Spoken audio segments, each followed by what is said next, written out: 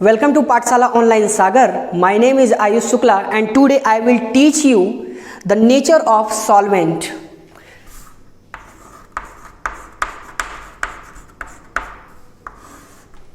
Solvent की ज़रूरत क्या होती है? ऑर्गेनिक केमिस्ट्री में जितने भी केमिकल रिएक्शंस होते हैं उनमें से मेजर रिएक्शंस जो होते हैं उनके लिए हमें एक मीडियम प्रोवाइड करना होता है और वो मीडियम हम प्रोवाइड करते हैं सॉल्वेंट के ज़रिए।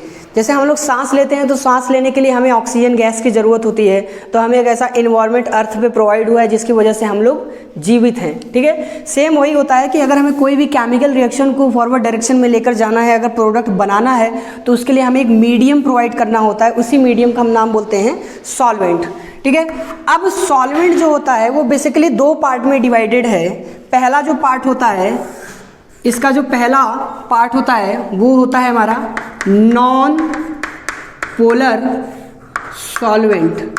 हम डिस्कस करेंगे, डिटेल में डिस्कशन करेंगे इस सभी चीज़ों का आज की क्लास में, नॉन पोलर सॉल्वेंट। और दूसरा होता है पोलर सॉल्वेंट। जो पोलर सॉल्वेंट है इसे फर्दर डिवाइड किया गया है दो पार्ट में, इसको फर्दर डिवाइड किया गया है दो पार्ट में। पहला पार्ट होता है पोलर प्रोटिक सॉल्वेंट और दूसरा होता है, इसका दूसरा पार्ट होता है पोलर अप्रोटिक सॉल्वेंट।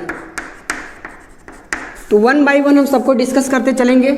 सबसे पहले मैं डिस्कस करूंगा पोलर प्रोटिक सॉल्वेंट के बारे में, फिर मैं डिस्कस करूंगा पोलर एप्रोटिक सॉल्वेंट के बारे में और लास्ट में मैं डिस्कस करूंगा नॉन पोलर सॉल्वेंट के बारे में। तो सबसे पहले मैं समझाता हूं कि पोलर सॉल्वेंट में दो टाइप्स जो बने हैं इनके बीच में कॉमन डिफरेंस क्या है। तो इस वाले बारे में बात किया जाए, अगर पोलर प्रोटिक सॉल्वेंट के बारे में बात किया जाए, एक ऐसा सॉल्वेंट जिसके अंदर हाइड्रोजन बॉन्डिंग हो रहा हो, हाइड्रोजन बॉन्डिंग हो रहा हो। एग्जाम्पल अभी समझेंगे, वाटर, जानते हो extent of hydrogen bonding water में क्या होती है, बहुत ज़्यादा होती है। दूसरा, ऐसे सॉल्वेंट के अंदर आयोनाइज करने की टेंडेंसी क्या होती है, ज़्यादा। तो यहाँ मैं लिख सकता हूँ कैन आयोनाइज ईजिली। तो ये इसमें अगर तुमने NaCl भी डाल दिया तो ईजिली क्या हो जाता है, आयोनाइज। तीसरा जो सबसे ज़्यादा इंपॉर्टेंट पॉइंट है जो मैं लिखने वाला हूँ वो क्या है, बड़े ध्यान से देखना। Can solvate both cationic and anionic part. या मैं इसको और दूसरी भाषा में बात कर सकता हूँ, सॉल्वेट को तुम चाहो तो इसको टर्मलाइज कर सकते हो स्टेबलाइज से। मतलब एक ऐसा सॉल्वेंट जो कैटाइनिक और एनाइनिक पार्ट दोनों को सॉल्वेट कर दे, उसी सॉल्वेंट को क्या बोला जाता है, पोलर प्रोटिक सॉल्वेंट। तो एक एग्जांपल से शुरू करते हैं, हम इसको बाद में कवर करेंगे, मैं पहले एग्जांपल डिस्कस कर लेता हूँ। एग्जांपल में मैं एक सॉल्वेंट लेकर आता हूँ, वाटर, H2O वाटर ले आता हूँ। आज मैं ये प्रूफ करूंगा कि वाटर किस तरीके से पोलर प्रोटिक सॉल्वेंट है। सबसे पहला पॉइंट लिखा है कि क्या इसके अंदर हाइड्रोजन बॉन्डिंग होता है, लेट्स चेक। ये रहता है हाइड्रोजन, ये हो गया ऑक्सीजन, ये हो गया हाइड्रोजन, ये हो गया अगला हाइड्रोजन, ये ऑक्सीजन, ये हाइड्रोजन, ये हाइड्रोजन, ये ऑक्सीजन, ये हाइड्रोजन। ठीक है, ऑक्सीजन पे पार्शियल निगेटिव चार्ज, हाइड्रोजन पे पार्शियल पॉजिटिव चार्ज, हाइड्रोजन पे पार्शियल पॉजिटिव चार्ज, ऑक्सीजन में पार्शियल निगेटिव चार्ज, इधर निगेटिव इधर पॉजिटिव। तो हम देख सकते हैं कि ये पार्शियल निगेटिव चार्ज जो है ये हाइड्रोजन को अपनी तरफ क्या कर रहा है, ट्रैक्ट। ठीक है, तो बेसिकली मैं डिस्कस कर रहा हूँ वाटर एक पोलर सॉल्वेंट है। वाटर क्यों पोलर सॉल्वेंट है? वाटर इसलिए पोलर सॉल्वेंट है, जैसे मैग्नेट होता है तो मैग्नेट में एक साउथ पोल होता है, एक नॉर्थ पोल होता है। उसी तरीके से केमिकल बॉन्डेड सिस्टम में अगर दो एटम्स जुड़े हुए हैं, किसी एक एटम पे पार्शियल नेगेटिव चार्ज डेवलप हो जाए और दूसरे एटम पे पार्शियल पॉजिटिव चार्ज डेवलप हो गया तो उस पूरे सिस्टम को क्या बोला जाता है, डायपोल की तरह जनरेट करते हैं। अगर ये केमिकल बॉन्डिंग के किसी बॉन्ड में आया तो हम बोलेंगे ये पोलर बॉन्ड है, और पोलर बॉन्ड जिसमें मिलता है उसको बोला जाता है पोलर सॉल्वेंट या पोलर मॉलिक्यूल। तो हमें ये दिख रहा है एक फिक्स डिस्टेंस पे दो डिफरेंट चार्जेस स्टैब्लिश हो चुके हैं, इसलिए इसको बोला जाता है पोल्स। एक पोल, दो पोल, डाईपोल। तो डाईपोल कंटेनिंग सॉल्वेंट को क्या बोला जाता है? Polar solvent. तो एक चीज़ तो कंफर्म हो गया कि हाँ ये जो है हाइड्रोजन बॉन्डिंग शो करता है, ये तुम जानते थे। और तुमने ये भी पढ़ा है कि अगर मान लो NaCl है या पोटेशियम क्लोराइड है, अगर तुम उसको वाटर के अंदर डाल दो तो सुना होगा डिसोसिएट हो जाता है। जैसे मान लो ये लिया हमने क्या, ये लिया हमने NaCl का सॉलिड फॉर्म, ठीक है। अब इस सॉलिड को फॉर्म को लिया और हमने इसको वाटर के अंदर क्या कराया? डिसॉल्व करा दिया।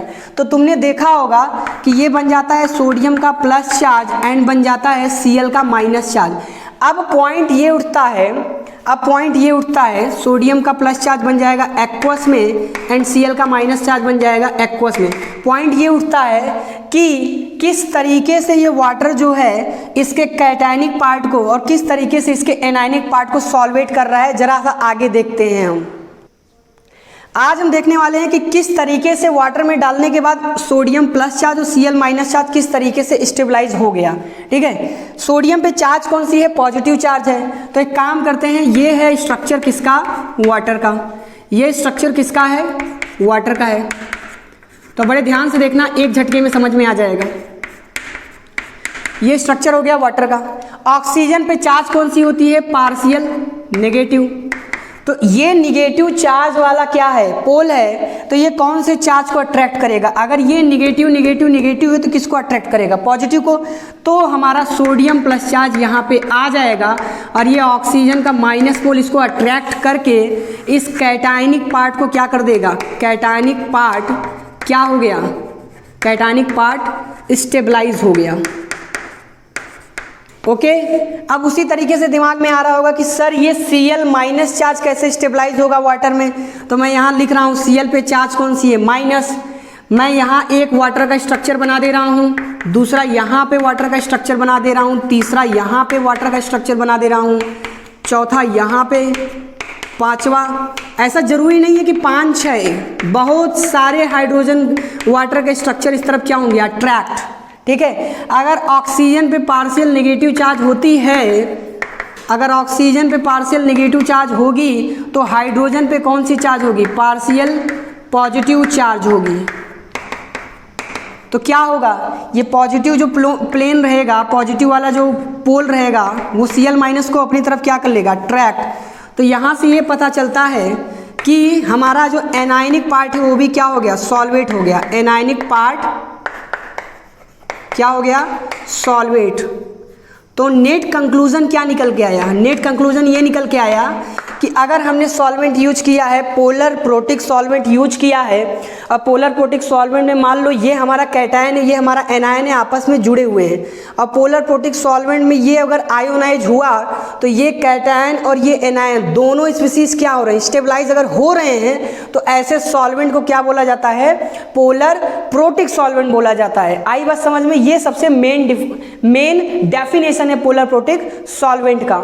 अच्छा, इसके एग्जाम्पल पे आते हैं। तुम्हारे दिमाग में आ रहा होगा कौन कौन से एग्जाम्पल हो सकते हैं पोलर प्रोटिक सॉल्वेंट के? तो एक सबसे बेहतरीन एग्जाम्पल होता है वाटर, बेहतरीन पोलर प्रोटिक सॉल्वेंट होता है। दूसरा हम यूज कर सकते हैं कोई भी alcohol like methanol, ethanol, propanol, ठीक है। हाइड्रोफ्लोरिक एसिड भी कंसीडर किया जाता है, ठीक है। फॉर्मिक एसिड जो होता है वो भी कंसीडर किया जाता है। तो ये 3-4 एग्जाम्पल हैं जो बेहतरीन तरीके से प्रेफर्ड किए जाते हैं पोलर प्रोटिक सॉल्वेंट में, और 99% तुम्हें ये दोनों मिलने वाले हैं सारे ऑर्गेनिक रिएक्शंस में, ठीक है। Polar aprotic solvent. अगर सब लोगों को पोलर प्रोटिक सॉल्वेंट के बारे में पता चल गया हो तो हम आगे बढ़ते हैं। पोलर प्रोटिक सॉल्वेंट में क्या होता है? हाइड्रोजन बॉन्डिंग होता है, आयोनाइजेशन वो करा सकता है, और वो कैटायनिक और एनायनिक पार्ट को क्या कर देता है? सॉल्वेट। अब आते हैं पोलर एप्रोटिक सॉल्वेंट। तो ये भी हमारा टाइप सेकंड है किसका? पोलर सॉल्वेंट का। तो इसमें सबसे पहला पॉइंट निकल के आता है can not show hydrogen bonding. पहली बात याद रखना कि इसमें हाइड्रोजन बॉन्डिंग नहीं होता है। दूसरी बात कैन आयोनाइज, लेकिन ये आयोनाइज करा सकता है। तीसरा जो सबसे ज़्यादा इंपॉर्टेंट पॉइंट है, मैं यहाँ पहले ही बना के लिख रहा हूँ, ये इस पॉइंट की जान है, अब वो ये है solvate solvate only cationic part and release anionic part. कैसे समझते हैं? तो सबसे पहली बात तो ये है कि ये हाइड्रोजन बॉन्डिंग शो नहीं करता, ये आयोनाइज करा देता है, लेकिन ये जो है सिर्फ कैटायनिक पार्ट को सॉल्वेट कर देता है, एनायनिक पार्ट को सॉल्वेट नहीं करता, वो फ्री होते हैं। अब ये कैसे समझ में आएगा? एक एग्जाम्पल के जरिए शुरू करते हैं। मान लो हमारे पास सोडियम क्लोराइड है, ठीक है, हमने सोडियम क्लोराइड को एसीटोन नाम के सॉल्वेंट में डिसॉल्व करा दिया, ठीक है। एसीटोन का फॉर्मूला होता है CH3C double bond O CH3 होता है, ठीक है, ये इसका फॉर्मूला है। हमने जब डिसॉल्व कराया तो हमने देखा ये कन्वर्ट हुआ सोडियम प्लस चार्ज में और Cl माइनस चार्ज में कन्वर्ट हुआ। अब हम देखने वाले हैं कि किस तरीके से सोडियम प्लस चार्ज और Cl माइनस चार्ज को स्टेबलाइज करता है और कौन फ्री होगा और कौन नहीं, ठीक है। पहले नंबर पे CH3C डबल बॉन्ड और CH3 का स्ट्रक्चर सब लोगों को क्लियर होना चाहिए। चूंकि C है, डबल बॉन्ड O है, यहाँ पे CH3 रहेगा और यहाँ पे CH3 रहेगा। क्यों? क्योंकि इसका हाइब्रिडाइजेशन क्या है? इसका हाइब्रिडाइजेशन है sp2, इसलिए यहाँ पे एंगल क्या मेंटेन रहेगा? 120 डिग्री। अब इससे क्या प्रॉफिट होता है? ठीक है, ये एक्चुअली कार्बोनिल पार्ट है। कार्बन की इलेक्ट्रोनिगेटिविटी कम होती है, ऑक्सीजन की इलेक्ट्रोनिगेटिविटी ज़्यादा होती है। तो ऑक्सीजन पे पार्शियल नेगेटिव चार्ज होता है और कार्बन पे होता है पार्शियल पॉजिटिव चार्ज, ठीक है। तो नेगेटिव जो पार्ट है वो बाहर की साइड है। तो अगर मैं यहाँ पे स्ट्रक्चर बनाऊँ ऑक्सीजन डबल बॉन्ड C, यहाँ पे लगा दूँ CH3 लगा दूँ, और एक और यहाँ स्ट्रक्चर बनाऊँ O, यहाँ पे लगाऊँ CH3 एंड CH3 लगाऊँ, और यहाँ पे हमें पता है कि ऑक्सीजन पे नेगेटिव चार्ज है, तो बीचों बीच में हमारा सोडियम प्लस चार्ज बड़े अच्छे से आ सकता है और ऑक्सीजन का ये माइनस चार्ज और ये माइनस चार्ज अच्छे से उसको क्या कर सकते हैं? स्टेबलाइज। तो यहाँ पे हमारा जो कैटायन है, कैटायन क्या हो चुका है? स्टेबलाइज्ड हो चुका है। लेकिन वो तो पॉइंट में पहले से लिखा है कि कैटायन तो पहले से ही क्या है? सॉल्वेट है, मतलब स्टेबलाइज है। क्वेश्चन ये उठता है कि ये Cl माइनस भैया का क्या होने वाला है? तो जरा देखते हैं क्या होता है। C double bond O CH3 और CH3, जब इसके तरफ यहाँ पे पार्शियल पॉजिटिव चार्ज रहता है, जब ये Cl माइनस चार्ज यहाँ पे आता है, सोचता है मैं इसके साथ अट्रैक्शन में चला जाऊँगा और हाईली स्टेबल हो जाऊँगा। लेकिन प्रॉब्लम ये आती है कि ये CH3 जो ग्रुप है ये मोस्ट बल्की ग्रुप है। बल्की ग्रुप का मतलब ये समझो कि कहीं पर एक अकेला लड़का बैठा हो और एक लड़का अकेला बैठा था, लेकिन भीड़ लग गई हो चारों तरफ। तो तुम बताओ कौन से लड़के पर इजीली अटैक कर सकते हो? अगर अकेला रहेगा तब इजीली अटैक कर पाओगे, या जब भीड़ में रहेगा तब? तो तुम खुद बोल रहे होगे कि यार अकेला है तो आसानी से मारपीट हो सकती है, लेकिन अगर ग्रुप है और तुम अकेले जा रहे हो तो मारपीट आसानी से नहीं हो सकती। अब ये अकेला बंदा है, यहाँ से अट्रैक्शन में जाना चाहता है, लेकिन ये CH3 मिलकर इतना हाई लेवल रिपल्सन क्रिएट करेंगे जिसकी वजह से Cl माइनस जो है वो अच्छे से अट्रैक्शन में नहीं जा पाएगा। तो कंक्लूजन ये निकल के आता है कि जो हमारा एनायन है वो एनायन क्या हो जाएगा? एनायन फ्री हो जाएगा। और अगर एनायन फ्री हो गया तो इसका मतलब एनायन पार्ट स्टेबल नहीं हो पाया है। हम इसके कुछ एग्जांपल्स के बारे में बात कर लेते हैं। तो यहाँ पे हम कुछ इसके एग्जांपल्स के बारे में बात कर लेते हैं जो ज़्यादातर जेईई मेंस, एडवांस, नीट और सीबीएसई में यूज होता है। तुम्हें एसीटोन सबसे ज़्यादा मिलने वाला है। ये पोलर एप्रोटिक सॉल्वेंट है, ठीक है। डीएमएफ का फुल फॉर्म होता है डाई मिथाइल फॉर्माइड। तो इसका स्ट्रक्चर होगा C double bond O H nitrogen attach with 2 CH3। This is the example of DMF। हम DMA के बारे में बात कर लेते हैं। DMA इसका फुल फॉर्म होता है डाई मिथाइल एसिटामाइड। तो इसका फॉर्मूला होता है CH3C double bond O and CH3 होता है, ठीक है। और एक और यहाँ पे लिखा हुआ है DMSO का फुल फॉर्म होता है di methyl sulphoxide. Last type की तरफ बढ़ते हैं। देखो एक बार फिर से शुरू कर देता हूँ। पोलर प्रोटिक सॉल्वेंट का मतलब एक ऐसा सॉल्वेंट जो कैटायनिक और एनायनिक पार्ट को सॉल्वेट कर देता है, हाइड्रोजन बॉन्डिंग भी शो करता है और साथ ही साथ आयोनाइजेशन भी करा देता है, ठीक है। पोलर एप्रोटिक सॉल्वेंट में हमने क्या सीखा कि हाइड्रोजन बॉन्डिंग शो नहीं करता है, ये आयोनाइज करा देता है, लेकिन सिर्फ कैटायनिक पार्ट को सॉल्वेट करता है, एनायनिक पार्ट को फ्री कर देता है। लास्ट टॉपिक में आते हैं। लास्ट हमारा है non polar solvent. Non polar solvent का मतलब तुम्हें ये समझना है कि एकदम से खराब सॉल्वेंट। खराब सॉल्वेंट का मतलब अगर NaCl भी डाल दिया तो इसको मतलब ही नहीं है कि Na+ क्या कर रहा है, Cl- क्या कर रहा है, don't care type solvent. Okay, जैसे होता नहीं आई डोंट केयर स्टेटमेंट, तो ये इसके लिए लागू होता है, डोंट केयर। तो यहाँ पे लिखो हाइड्रोजन बॉन्डिंग नहीं होती है। अच्छा, क्या कैटायन को सॉल्वेट करता है? नहीं। क्या एनायन को सॉल्वेट करता है? नहीं। तो यहाँ मैं लिख देता हूँ not solvate anion and cation, किसी को भी सॉल्वेट नहीं करता है। ठीक है, तो ये भी हो गया, ये भी हो गया। और हाँ, आयोनाइजेशन तो दूर दूर तक इसका लेना देना नहीं है, आयोनाइजेशन भी ये नहीं करता है। ठीक है, तो ये हम सीधी सी बात हम ये बोल सकते हैं कि नॉन पोलर सॉल्वेंट जो होता है एक इनर्ट सॉल्वेंट होता है। ये कौन सा सॉल्वेंट होता है? इनर्ट। इनर्ट सॉल्वेंट का मतलब किसी को कितना भी डांटो कोई फर्क नहीं पड़ता। जैसे होता नहीं क्लास में एक ऐसा बच्चा जिसको कितना भी डांटो लेकिन उसके रिजल्ट में कोई भी बदलाव नहीं आता, तो वो भी यही काम करता है, इनर्ट सॉल्वेंट, एकदम कोई लेना देना नहीं किसी से भी। एग्जाम्पल में आ जाता हूँ, बहुत ही शानदार एग्जाम्पल, बेहतरीन बेंजीन रिंग, देखने में कितना प्यारा है लेकिन इनर्ट सॉल्वेंट है। फॉर्मूला क्या आता है? C6H6। दूसरा सबसे शानदार एग्जाम्पल में आते हैं कार्बन डाइसल्फाइड, किस में मिलता है? लिक्विड फेज में मिलता है। ये भी हमारा क्या है? इनर्ट सॉल्वेंट, या बोले तो नॉन पोलर सॉल्वेंट।